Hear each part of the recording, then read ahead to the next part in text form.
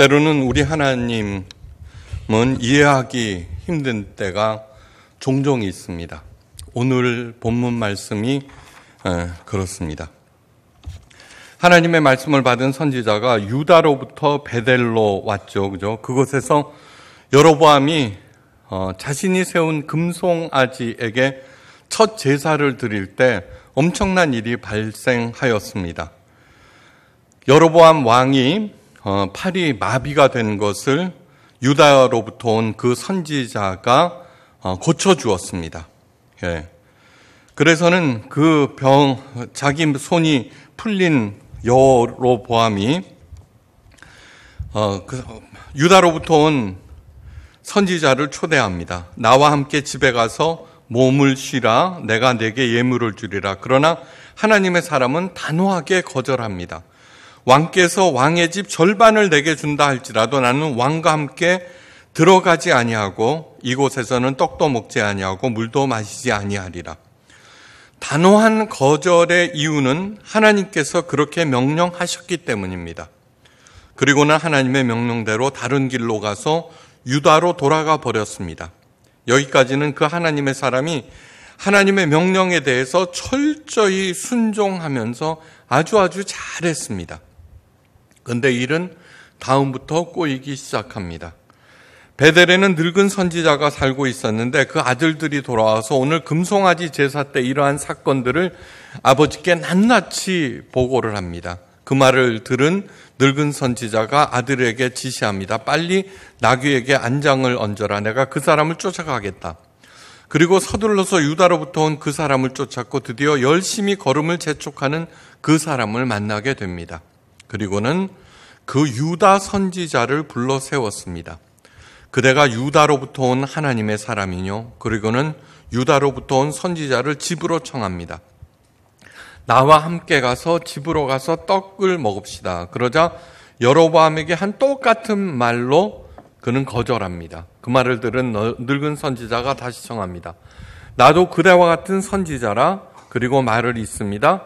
천사가 여호와의 말씀으로 내게 이르기를 그를 네 집으로 데리고 돌아가서 그에게 떡을 먹이고 물을 마시우라 하였느니라. 그런데 이것은 거짓말이었습니다. 하지만 그 말을 믿은 유다 선지자는 그의 집에 가서 먹고 마시고 쉬고 말았던 것입니다. 음식을 먹은 후 아직도 상을 물리지 않았는데 여호와의 말씀이 유다 선지자에게 임합니다. 여호와의 말씀에 내가 여호와의 말씀을 어기며 내 하나님 여호와가 내게 명한 명령을 지키지 아니하고 돌아와서 여호와가 너더러 떡도 먹지 말고 물도 마시지 말라 한 그곳에서 떡을 먹고 물을 마셨으니 네 시체가 내 열조의 묘실에 들어가지 못하리라 하셨느니라. 엄청난 말씀입니다. 그 말씀을 들은 유다 선지자는 마음이 엄청 무거웠습니다. 그는 늙은 선지자가 마련해준 나귀를 타고 유다를 향해 가고 있는데 드디어 사단이 일어나고 맙니다. 무서운 사자가 나타나서 유다 선지자를 공격하고 목숨을 빼앗아 버린 것입니다. 그렇다고 사자가 그 선지자를 먹은 것은 아니었습니다. 나귀도 멀쩡하게 살았고 다만 선지자의 생명만 앗아간 것입니다. 사자도 그 옆에 앉아 있었습니다. 그 광경을 목격한 사람들이 늙은 선지자에게 알려줍니다. 늙은 선지자는 한 걸음에 달려가서 그 광경을 확인하고 슬피 울었습니다. 오호라 나의 형제여. 그리고 유다 선지자의 시신을 자신의 묘실에 장사하였습니다. 그렇게 그 용기 있는 유다 선지자는 허무하게 죽었습니다. 그는 남북 합쳐서 온 이스라엘 백성 중에 유일한 참 선지자였습니다. 네. 정말 여러 의문이 드는 하나님의 처사가 아닐 수 없습니다. 첫째로, 그토록 충실한 유다 선지자가 절대 고의가 아닌 일, 지극히 작은 일, 속아서 단순히 먹고 마셨다는 이유로 그렇게 처참한 죽임을 당했다는 그런 점입니다. 정말 사랑의 하나님이신가 하는 의문이 강력하게 들지 않을 수 없습니다. 둘째로, 늙은 선지자는 왜 거짓말까지 하면서 유다 선지자를 먹고 마시게 했는가 하는 점입니다. 나쁜 의도가 있었는가? 그에게? 먼저 늙은 선지자의 의도입니다. 전혀 나쁜 의도가 없었습니다. 아들들의 말을 듣고 진정으로 그 사람을 집으로 모시고 싶었을 것입니다. 참 용기 있는 하나님의 사람이구나. 이분을 내가 꼭 한번 모시리라. 그렇게 생각했을 것입니다. 그래서 아들의 말을 듣자마자 달려갔고, 그리고 그의 죽음에 대한 말을 듣자마자 광야로 속히 달려갔고, 그리고 슬피 울었습니다.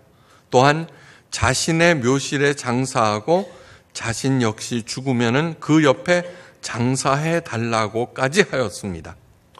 늙은 선지자의 잘못은 단지 작은 거짓말입니다. 어쩌면은 선의의 거짓말인지도 모릅니다. 하지만 하나님께서는 왜 유다 선지자를 그렇게까지 비참하게 죽이셔야 했는가 여전히 이해할 수가 없습니다. 성경에는 우리 인간들로서 받아들일 수 없는 하나님의 처사들을 종종 만납니다. 때로는 굉장히 무자비하십니다. 다윗 왕이 인구를 계수하였다는 이유로 그 일과는 무관한 7만 명의 백성을 죽이셨습니다. 그래서 항변하며 하나님을 떠나는 사람들도 있습니다. 2세기 때 마르시온이라고 하는 사람이 구약의 하나님은 무자비한 하나님, 그러므로 열등한 하나님, 오직 신약의 예수님만 사랑의 하나님, 진정한 하나님이라고 주장하면서 수많은 추종자들이 그를 따랐습니다. 얼마든지 이해가 가능한 그런 얘기입니다. 자, 가장 먼저 마음에 새겨야 하는 것은 여기서 하나님은 창조주라는 사실입니다. 솔로몬 왕도 그랬습니다. 청년들에게 당부합니다. 청년들이여 젊을 때에 창조주 하나님을 기억하라. 그리고 창세기 1장에서도 하나님께서는 창조주의 모습으로 우리들에게 나타납니다. 그가 누구냐에 따라서 그 앞에 선 사람들의 반응이 달라집니다. 하나님께서는 무엇보다도 하나님 자신을 우리들이 창조주 하나님, 창조주.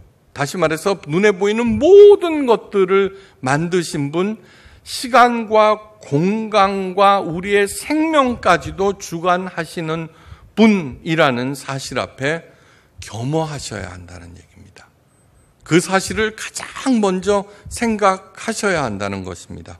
무에서 유를 창조하신 분, 천하 만물의 존재의 근원이 되시는 분이라고 하는 사실, 피조물의 모든 생과 사를 결정하시는 분입니다.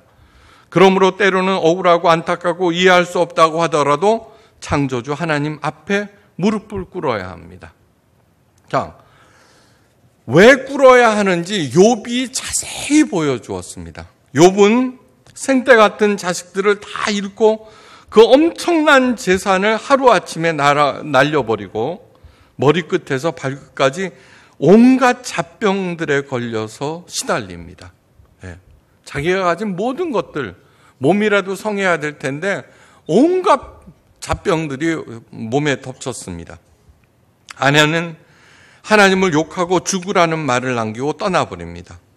말할 수 없는 고난 가운데 욥은 하나님께 매달려서 도대체 내가 왜 이 일을 당해야 하냐고 묻고 또 물었습니다. 그러나 하나님께서는 그에 대한 어떠한 대답도 하지 않으셨습니다. 그 답답함이 극에 달했을 때 하나님의 음성이 천둥처럼 울려 퍼졌습니다. 무지한 말로 이치를 어둡게 하는 자가 누구냐? 욥은 놀라서 자리에서 벌떡 일어나 앉았습니다. 아무 말도 할 수 없었습니다. 너는 대장부답게 허리를 묶고 내가 네게 묻는 것을 대답할지니라. 그리고 하나님께서 욥에게 질문하셨는데 제일 첫 번째 질문은 이것입니다. 내가 땅에 기초를 놓을 때 너는 어디에 있었느냐? 하나님께서 천지를 창조하실 때 욥 너는 도대체 어디 있었느냐고 물으십니다. 욥은 아무 말도 할 수 없었습니다. 이어서 무수한 질문들이 다 쏟아졌는데 그 모든 질문들이 공통점이 하나 있습니다. 모두 다 존재의 근원에 관해서 묻고 있는 것입니다. 존재의 근원. 다시 말해서 여호와 하나님, 아무런 답도 주지 않았던 여호와 하나님께서 나는 창조주라는 사실을 욥에게 각인시킨 것입니다. 하나님의 준엄한 질문 앞에서 무릎을 꿇을 수밖에 없었습니다. 질문이 더해질수록 욥은 점점 더 작아졌습니다. 그런데 놀라운 일이 벌어집니다. 하나님의 무서운 질타 앞에 반발심이 드는 것이 아니라 마음이 점점 평안해지기 시작했습니다. 땅에서는 구경조차 할 수 없는 하늘의 평강이 욥의 온몸을 감싸는 것이었습니다. 마침내 욥이 입을 열어서 말합니다. 내가 죽게 대하여 귀로 듣기만 하였사옵더니 이제는 눈으로 주를 배움나이다. 이제는 눈으로 주를 배움나이다. 예. 성경에 가장 난해하다는 책 욥기의 결론입니다. 육안으로는 절대 볼 수 없는 하나님을 본다는 것이 신앙의 최고 신비입니다. 최고 신비. 천국을 간다는 것이 무엇입니까? 죽어서라도 하나님을 만나 본다는 사실입니다. 거기 가서 영생 복락을 누린다, 그 다음에 안 죽는다, 그런 것이 아닙니다. 그 하나님을 내가 영과 영으로 마주 대한다는 것입니다. 그것이 신앙생활의 최고의 목표입니다. 그런데 욥은 살아서 육안으로 하나님을 배웠다는 것입니다. 창조주 하나님을 인정하면 인정할수록, 하나님 앞에 작아지면 작아질수록 내 억울함과 분노는 사라집니다. 예. 그러면 그럴수록 어떻게 돼요? 창조주 하나님이 살아계신 모습으로 내 앞에 서게 되고 그분의 손을 잡게 되고 나는 어떠한 상황에서도 그분과 동행하게 된다는 얘기입니다. 여호와 하나님의 처사에 반기를 들었던 마르시오는 수많은 추종자들이 있었지만 최초의 낙인으로 이단 찍히고 역사 속으로 사라져 버렸습니다. 생명의 주관자 되시는 하나님께서 그 모든 것들을 행하십니다. 어떤 사람은 데려가시고 어떤 사람은 살려주십니다. 그 이유는 알지 못합니다. 근데 솔로몬이 이렇게 얘기합니다. 예. 그 모든 것들을 신비로 남겨두신 이유는 언제 어디서든지 오직 여호와 하나님만 경외하게 하기 위함이다. 예. 예. 왜 이렇게 하셨어요? 왜 저렇게 하셨어요? 그렇게 항의하라는 것이 아니라 그 앞에 창조주 하나님께 겸손히 서면서 오직 그만 바라고 그를 사랑하면서 두려워하는 경외심을 가지라는 것입니다. 근데 유다 선지자의 죽음, 왜 그렇게 죽어야 했는지 그 이유는 알 수 있습니다. 자, 유다 선지자가 하나님의 명령을 어겼기 때문입니다. 이유 여하를 막론하고, 예, 너무 가혹하다고 생각하겠지만 그러나 아닙니다. 선악을 알게 하는 나무의 실과를 따먹고 아담과 이브는 에덴 동산에서 추방되었습니다. 그런데 추방으로 그친 것입니다. 사실 아담과 이브는 그 자리에서 죽어야 했습니다. 선악을 알게 하는 나무의 실과는 따먹지 말라, 정령 죽으리라. 아주 쉽게 얘기해서 사과 하나, 많은 과일 중에 그 하나를 따먹었다고 하더라도 그는 죽어야 했습니다. 마땅히 죽어야 하는 아담과 이브에게 하나님께서 기회를 주셨는데 유다 선지자에게는 그 기회를 주지 않으셨다는 것밖에는 없습니다. 죄의 삭은 사망입니다.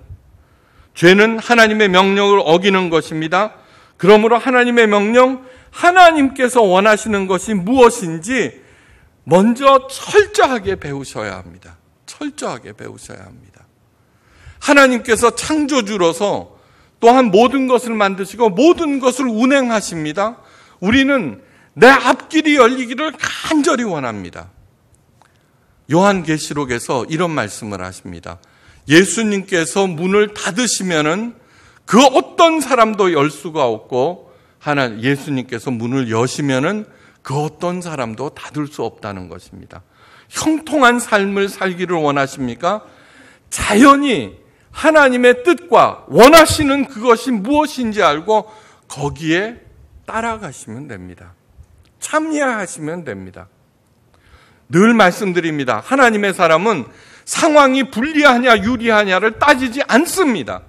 다만 내가 지금 현재 하나님 앞에 신실한가, 그리고 내가 하는 이 일이 정말 하나님의 영광을 드러내는 일인가를 그것만 확인할 따름입니다. 늙은 선지자가 거짓말을 하였습니다. 그런데 유다 선지자는 직접 하나님으로부터 말씀을 받았습니다. 그 말씀, 만약에 수정하셔야 된다면은 유다 선지자에게 직접 말씀하셨을 것입니다. 명심하시기 바랍니다. 명심하시기 바랍니다. 우리들은 하나님의 말씀, 하나님께서 내게 하신 말씀을 가장 최우선으로 해야 합니다. 아무리 옆에서 어쩌고 해도 거기에 부하 내동해서는 절대로 안 됩니다. 하나님의 사람은 그 말에 대한 정확한 판단력까지 하나님으로부터 얻어야 한다는 것입니다. 여러분 한번 보십시오. 제가 늘 여러분들께 말씀드립니다. 저는 절대로 돈을 횡령하지 않는다고. 저에게 온 개인적인 헌금까지도 모두 다 교회에 바친다고. 그런데 만약에 제가 어디서 단 100만 원, 10만 원이라도 이렇게 유용한 적이 있다는 것이 밝혀지면 여러분들이 그 신뢰를 옛날 걸로 뒤덮어 주시겠습니까? 아니면은 엎어버리겠습니까?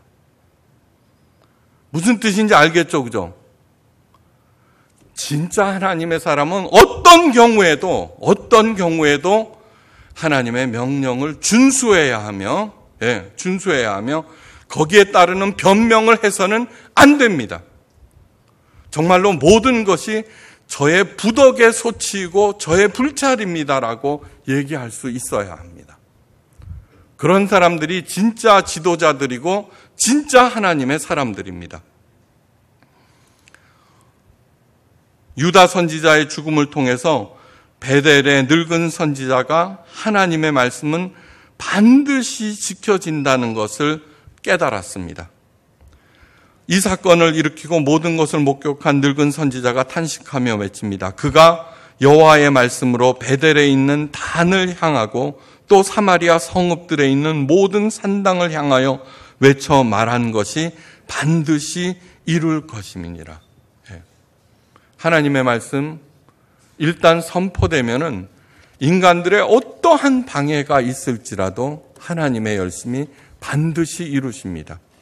우리의 인생 반드시 거기에 참여할 때 아무리 참담한 상황일지라도 반드시 길은 열립니다. 여로보암은 먼지만도 못한 인생을 살았습니다. 33절, 여로보암이 이 일 후에도 그 악한 길을 돌이키지 아니하고 다시 보통 백성으로 산당의 제사장들을 삼되 누구든지 자원하면 그 사람으로 산당의 제사장을 삼음으로 이 일이 여로보암 집에 죄가 되어 그 집이 지면에서 끊어져 멸망케 되니라. 이것은 하나님의 명령을, 하나님의 말씀을 고의든 실수든 거역한 사람의 비참한 말로입니다. 인생에는 세 종류가 있습니다. 여로보암처럼 있어서는 안 되는 해로운 인생, 자기 벌어 자기 먹는 본전치기 인생, 하나님께 영광을 돌리며 여러 사람들을 살려내는 복된 인생. 나는 누구입니까? 나 없어지면은 모든 사람들이 행복해집니다. 내가 없어지면은 분위기가 달라지고 쇄신이 됩니다. 나는 있으나 마나합니다. 나 없으면은 사람들이 너무너무 아쉬워합니다. 나는 누구입니까? 하나님의 말씀에 목숨을 걸고 전한 유다 선지자를 생각합니다. 남들이 보기에는 억울할 수 있지만, 안타까울 수 있지만, 그러나 본인은 어땠을까요? 하나님을 누구보다도, 어떤 것보다도 사랑하였기에 목숨 걸고 북왕국으로 올라갔던 사람입니다. 그러므로 가장 사랑하는 하나님을 먼저 만나는 기쁨을 이미 알고 있었던 사람이고, 사자가 나타났을 때 그는 절감했을 것입니다. 그리고 식사 후에 하나님께서 말씀하셨다고 했는데, 직접 말씀하셨다기보다는 자기가 그 음식과 물을 먹고 끝났을 때 아차, 내가 잘못했구나 하는 자각이 일었다는 것으로 보시면 됩니다. 아, 내가 잘못했구나. 사자가 나타나서 자기를 공격할 때 드디어 올 게 왔구나 하고 그 처사를 겸손하게 받아들였을 것입니다. 왜요? 온 이스라엘 땅에 유일한 하나님의 참 선지자였기 때문입니다. 하나님께서 친히 말씀하십니다. 온 천하에 있는 것은 다 내 것이니라. 어떤 사람에게는 긴 시간을, 어떤 사람에게는 짧은 시간을, 어떤 사람에게는 많이, 어떤 사람은 적게 함께 사는 부부도 서로 다르게 주셨습니다. 하나님께서 자신의 것으로 그렇게 하신 것입니다. 불의한 청직이라는 비유가 있습니다. 주인을 속이고 지 맘대로 한 거. 그런데 어떻게 하셨어요? 그것을 탕감해 주자 그 주인이 껄껄 웃으셨습니다. 우리들은 그거에 대해서 분노를 합니다. 주인을 속인 그 종을, 불의한 종을 칭찬을 하셔? 아니요. 우리 인생 자체가 그런 것입니다. 예.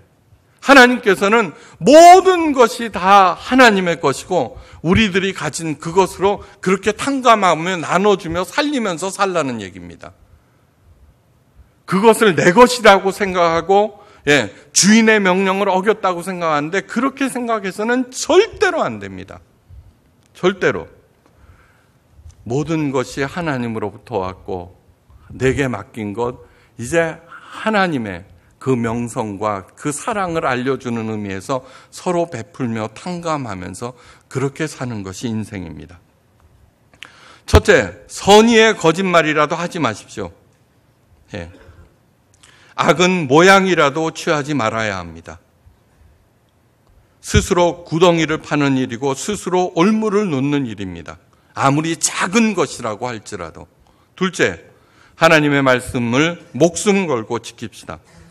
왜요? 하나님의 말씀만이 우리를 지켜주시기 때문입니다. 우리들은 먼지처럼 사라집니다. 우리를 깨우기 위해서 오직 하나님의 말씀만 붙잡으라고, 그 길만이 살 길이라고 유다 선지자를 죽이고 예수님을 죽이셨습니다. 십자가에서 달리신 예수님, 그리스도께서 숨을 거두시면서 마지막으로 하신 말씀은 다 이루었다입니다. 예수님은 십자가 죽음으로 하나님의 말씀을 다 이루셨습니다. 지키지 못한 내가 여전히 살아있다는 것은 오직 예수 그리스도의 십자가 공로 때문입니다. 예수님께서 십자가에서 죽음으로 내 죄값을 치르셨기 때문입니다. 살 길이 있으므로 또다시 하나님의 말씀을 거역하시겠습니까? 아니요. 예수님께서는 하나님의 말씀에 참여하여서 어떻게 형통한 길을 가는가, 세상의 주인이신 하나님과 더불어 동행할 수 있는가를 죽음으로 우리들에게 가르치신 것입니다. 예수님처럼 생각하고 예수님처럼 따라가서 죽어가는 생명이 살아나고 더욱 풍성해지시기를 주의 이름으로 축원합니다.